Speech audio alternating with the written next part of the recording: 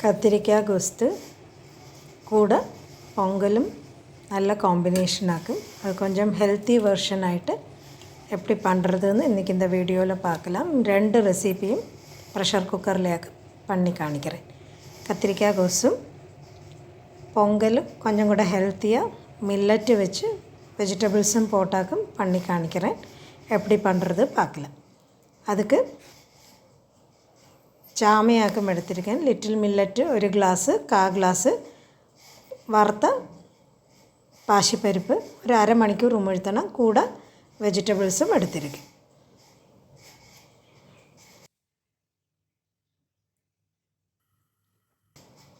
ആദ്യം കുക്കറിൽ ഇപ്പോൾ 3 ടീസ്പൂൺ തേങ്ങ എണ്ണ എടുത്തിരിക്കാൻ. കൂടെ 1 ടീസ്പൂൺ നെയ്യും എടുത്തിരിക്കാൻ.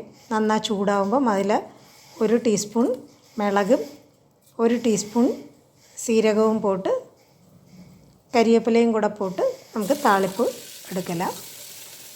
അതോടെ കൂടെ ഇഞ്ചിയും പച്ചമുളകയും ഒരു 3 പച്ചമുളകും ഒരു ടീസ്പൂണോളം ഇഞ്ചിയും ചേർത്തിരിക്കാൻ. 1/4 ടീസ്പൂൺ കായപ്പൊടിയും പോട്ട് ആദ്യം ക്യാരറ്റും ബീൻസും ഉരുളക്കിഴങ്ങുമാക്കും ആഡ് பண்ணுறேன். 3/4 கப் எடுத்திருக்கேன். இது அவாளுக்கு അന്തപ്പുറം ഇന്തപ്പുറം കൂട്ടവോ കുറയ്ക്കവോ ചെയ്തുக்கலாம். அந்த எண்ணெயில் வந்து ஜஸ்ட் ഒന്ന് ரோஸ்ட் பண்ணிவிட்டு நல்லா அலம்பி இந்த வெள்ளத்தை ஊற்றி களைஞ்சிட்டு இந்த சாமேரியும் பாசிப்பருப்போடையும் அந்த கூட்டை இதில் போடலாம். கூட ஒரு 1/2 டீஸ்பூன் மஞ்சப்பொடியும் போடலாம். ഇപ്പോൾ 1 ഗ്ലാസ് ചാമേരിക്ക് 1/4 ഗ്ലാസ് பாசிப்பருப்பாக்கும் எடுத்திருக்கிறது.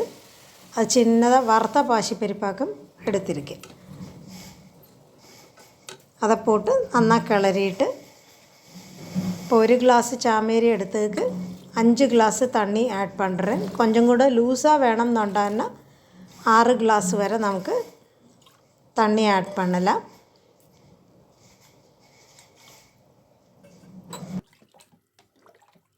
அதோட கூட எடுத்து வச்சிருக்கிற க்ரீன் பீஸை லாஸ்ட்டாக போட்டால் போதும். தேவைக்கேற்ற உப்பும் கூட போட்டு இந்த ப்ரெஷர் குக் பண்ணி எடுக்கலாம். ஒரு 4 முதல் 5 விசில் வரை மீடியம் ஃப்ளேமில் வச்சு குக் பண்ணினா போதும். அப்போ மில்லட்டும் நல்லா வெந்து கிடைக்கும். ഇപ്പം 5 ഗ്ലാസ് தான் தண்ணி விட்டுருக்கேன். கொஞ்சம் கூட லூஸாக வேணும்னுண்டானா ஒன்றுக்கு 6 ഗ്ലാസ് விட்டு ആദ്യമേ കുക്ക് பண்ணுங்கோ. இல்லாட்டன்னா இப்போ நல்லா சுடு தண்ணி விட்டு அதோட கன்சிஸ்டன்சி அட்ஜஸ்ட் பண்ணி எடுங்கோ. இப்போ நல்லா அயவிலியாக்கும் இருக்குது. இதெல்லாம் கொஞ்சம் கூட அயவாக வேணும்னுண்டானா 6 ഗ്ലാസ് தண்ணி விட்டு நமக்கு குக் பண்ணலாம். இதோட கூட 3/4 ഗ്ലാസ് துருவின தேங்காயும் கூட போட்டு நல்லா மிக்ஸ் பண்ணி எடுத்தினானா பொங்கல் ரெடியாகும். ഇത് പൊങ്കലോട് അന്നേക്ക് നൈവേദ്യത്തിൽ ഇതിൽ നമ്മൾ വെങ്കായമൊന്നും ആഡ് பண்ணிയിട്ടില്ല. ഇത് ലാസ്റ്റിൽ ഒരു താളിപ്പും കൂടെ ആദ്യം ഏത് പെടുത്തോമോ അത് നെയ്യിൽ താളിപ്പാക്കും பண்ணி போட்டிருக்கேன். நெய்யில் மிளகும் ஜீரகവും கூட அண்டிப்பருப்பும் கறிவேப்பிலையும் போட்டிருக்கேன்.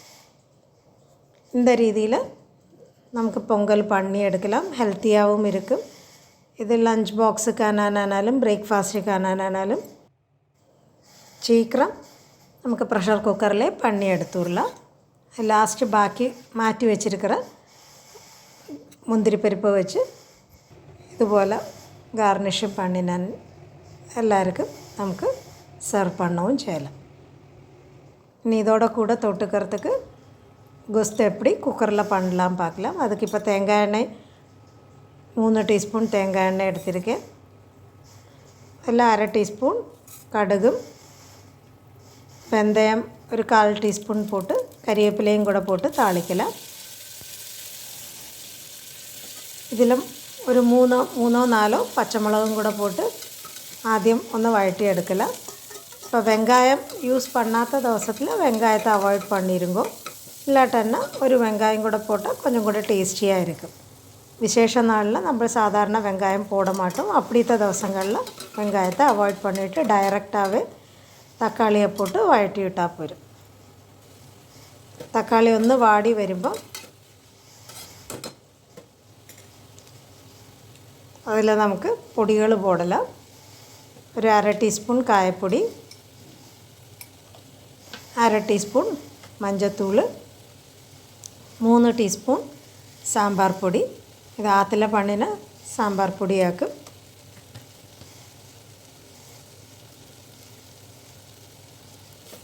പൊടികൾ പോട്ട് അത് നന്നായി വഴറ്റിയെടുക്കുമ്പോൾ അതോടെ കൂട്ടത്തിൽ ഒരു 1/2 കപ്പ് തണ്ണി കൂടെ വിട്ട് വഴറ്റിനാൽ അത് അടിയിൽ പിടിക്കാതെ നന്നായി കുക്ക് പണി കിടക്കുകയും ചെയ്യും.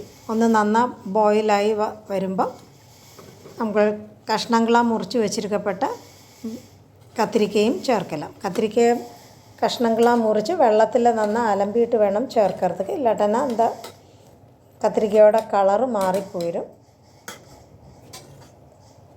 ഇതുപോലെ നന്നായി മിക്സ് പണി എടുത്തിട്ട് അതിലൊരു ചിന്ന നെല്ലിക്ക വലിപ്പത്തിൽ പുളിയെ ഉമിഴ്ത്തി വെച്ച് ഒരു 2 മുതൽ 3 കപ്പ് വരെ തണ്ണി വിട്ട് നന്നായി പിഴിഞ്ഞെടുത്തിട്ടാൽ പോരും. കഷ്ണങ്ങൾ നന്നായി മുങ്ങി കടക്കപ്പെട്ട രീതിയിൽ വെള്ളം ആഡ് പണി. അപ്പോൾ എന്താ പുളിയോടെ സത്ത് മുഴുവനും നമുക്ക് പിഴിഞ്ഞെടുക്കുകയും പറ്റും.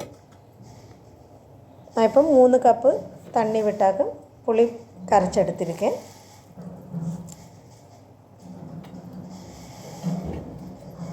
പുളിവെള്ളം വിട്ട് தேவைக்கேற்ற உப்பும் கூட போட்டு நன்னா மிக்ஸ் பண்ணி 2 விசில் നമുക്ക് കുക്ക് പണി എടുക്കണം.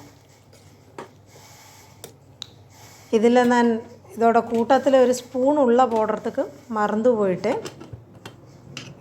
അപ്പോൾ അത് പ്രഷർ കുക്ക് பண்ணி വന്നപ്പം கொஞ்சம் வெளியில் നന്നാ വന്നിരുന്നത്. ഇപ്പോൾ ഉള്ള ഒരു സ്പൂൺ പോട്ടിരുന്നാ ഇത് ഇത്രയും പൊങ്ങി വരാതെ.